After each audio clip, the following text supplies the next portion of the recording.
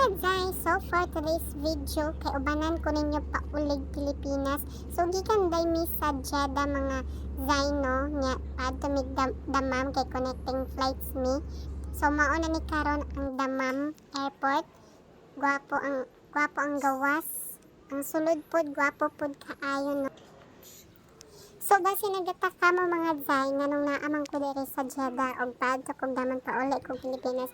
First timer OFW day ko no nga wala na ko nahuman ang akong kontrata. Dili jud ko proud ana mga Zay nga wala na ko nahuman akong kontrata pero nabigo jud ko sa ako ang first amo og sa ikaduhang amo nga dili jud nako makaya.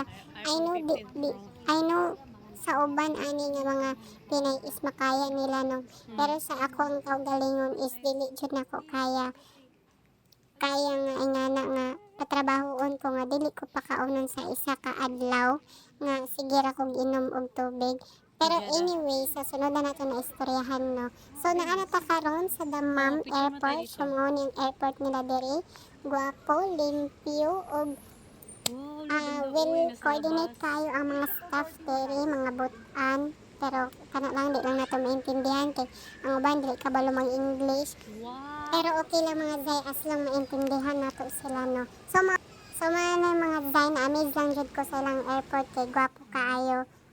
Og nanami diri karon mga Zay namanol mi aning vendo ani kay hulog-hulog lagi daw kwarta niya, mura lang kay mga palitonon pero sa real mura lang siya pero sa Philippines mahal kay siya.